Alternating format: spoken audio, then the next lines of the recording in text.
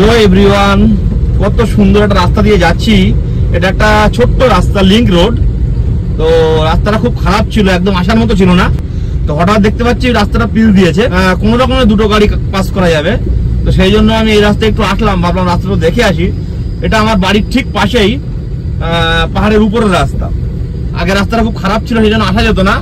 এখন রাস্তাটা একটু ঠিক করেছে, তো ওই জন্য আমি একটু দেখতে আসলাম যে রাস্তাটা কত সুন্দর, একদম পাহাড়ের উপরে। দেখুন এই পাশটাই কিন্তু পুরো গ্রাম, আর এই উপর দিয়ে রাস্তা, নিচ দিয়ে সিন্ধ রিভার যাচ্ছে। আর এই যে একদম পাহাড়ের উপর দিয়ে ছোট্ট একটা পাহাড়ি রাস্তা, নিচে গ্রাম। এই জায়গাটা আবার বেশ চড়াই রাস্তা, গ্রামের রাস্তা পাহাড়ি রাস্তা যেমন হয়। কিন্তু আগে তো একদম টোটালি আসাই যেত না, এখন তাও কোন রকমের যাওয়ার মতো করেছে এই রাস্তাটা। চলুন ভিতর দিয়ে যেতে যেতে একবার আমাদের গ্রামটা আপনাদের দেখিয়ে দিই। আমাদের গ্রামের একদম উপরের রাস্তা এটা। এই রাস্তাটা ঠিক ছিল না বলে আমি একদমই আসতাম না, হঠাৎ ঠিক করেছে, ওই জন্য একটা রাউন্ড মারতে আসলাম। এদিকে পুরো পাহাড়, আর পাহাড়ের কোল দিয়ে একদম রাস্তা।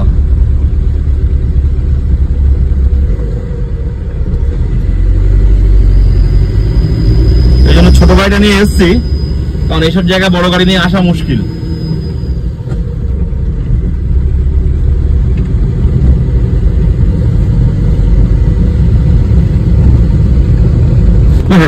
এখানে গাড়ি পার্কিং করা দেখুন, এরকম ঢাল জায়গায় গাড়ি পার্কিং করতে হয়, কারণ রাস্তায় পার্কিং করার জায়গা নেই।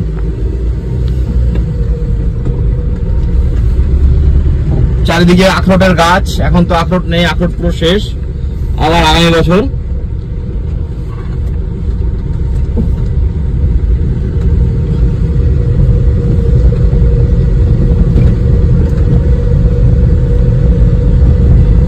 এই হচ্ছে আমাদের পাহাড়ি গ্রাম। গ্রামটা কেমন লাগছে আপনাদের কমেন্ট করে জানাবেন।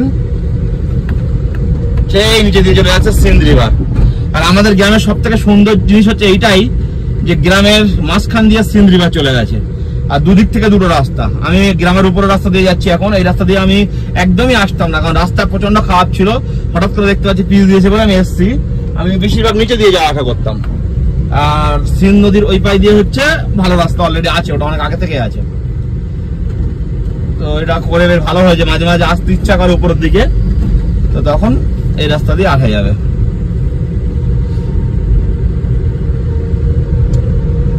এদিকে কিন্তু পুরো পাহাড় চারিদিকে। হ্যাঁ, এইদিকে বেশ সুন্দর সুন্দর একটা বাড়ি আছে, অনেক সুন্দর সুন্দর বাড়ি আছে, তবে নর্মাল বাড়ি একটু বেশি, খুব হাইফাই বাড়ি একটু কম, গ্রামে যেমন হয় আর কি।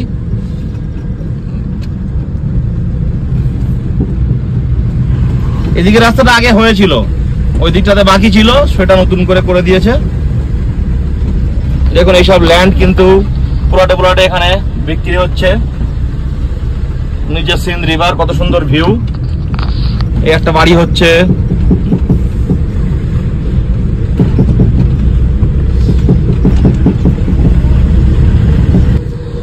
ফাইনালি এক রাউন্ড মারা হয়ে গেল।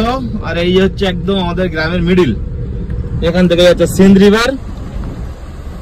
আর পিছনটায় পার করে আসলাম উপরের রাস্তা, এই দিকটা হচ্ছে নিচের রাস্তা।